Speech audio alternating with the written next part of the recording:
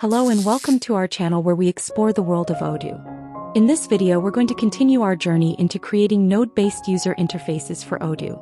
If you haven't watched our previous video on this topic, I encourage you to visit my channel and catch up before proceeding with this one.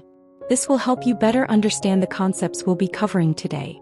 In our last video we learned how to create basic interactivity using HTML canvas, HTML elements with CSS and SVG elements.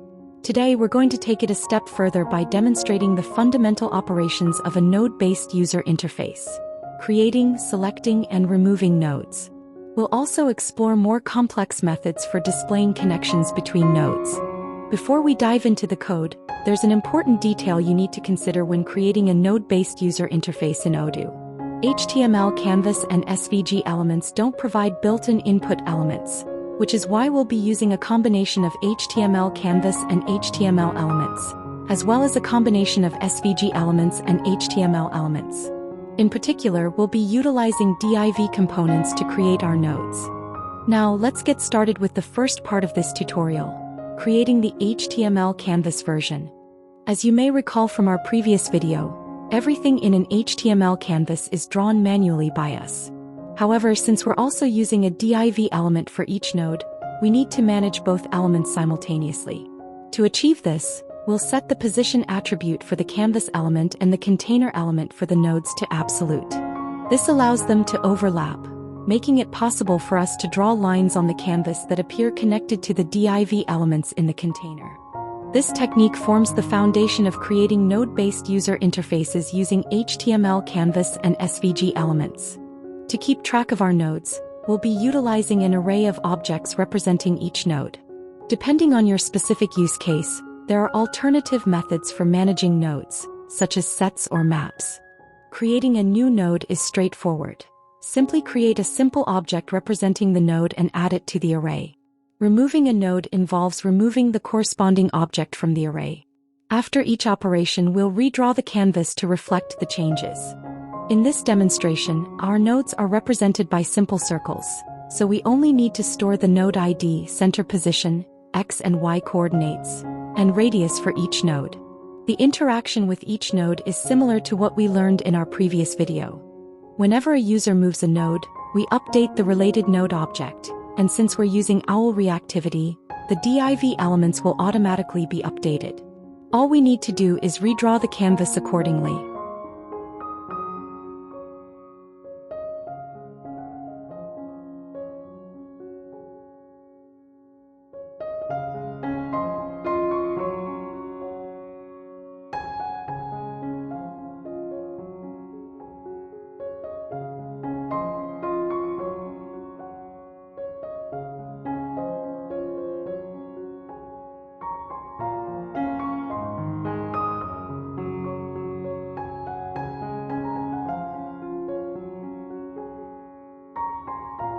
Next, let's recreate the same functionality but with SVG elements.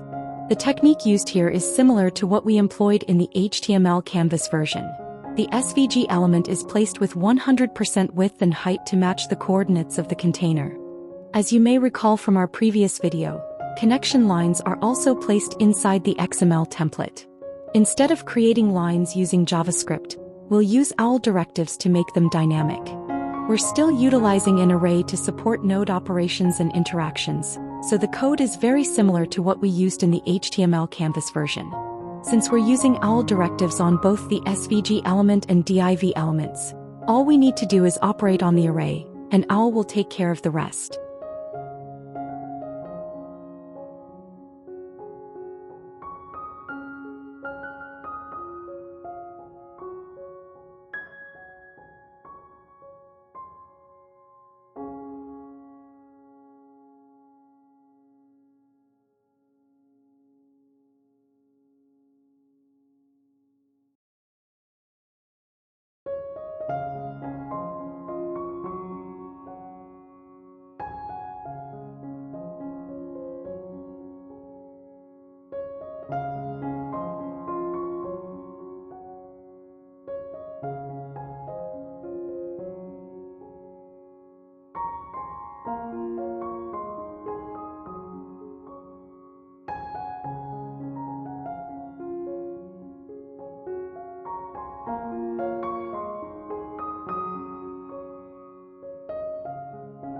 Now let's explore more complex connections between nodes.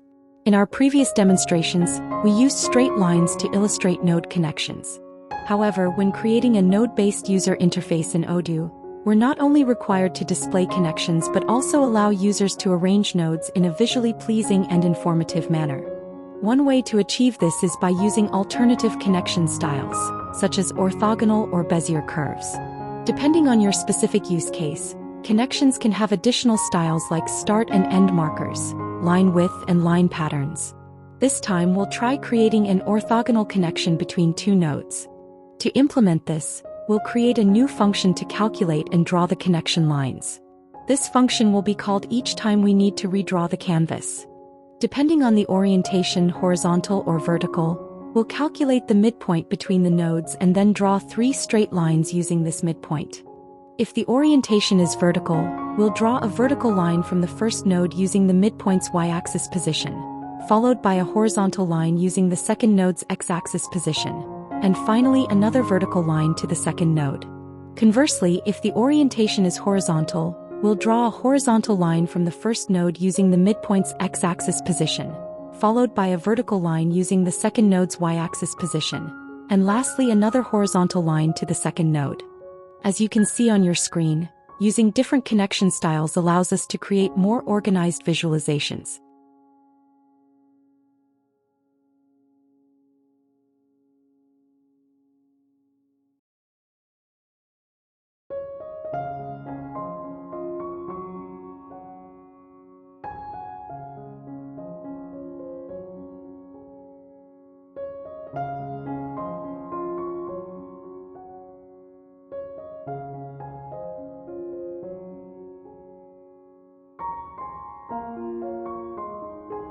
Let's move on to creating the SVG version with round corners where the lines change direction.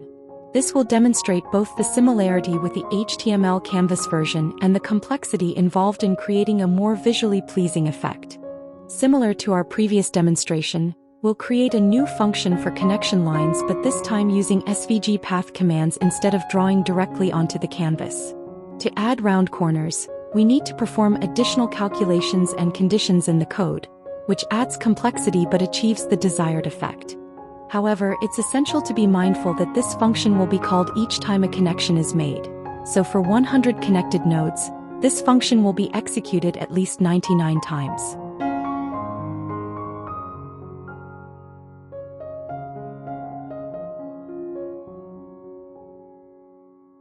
That concludes our discussion on node-based user interfaces for now.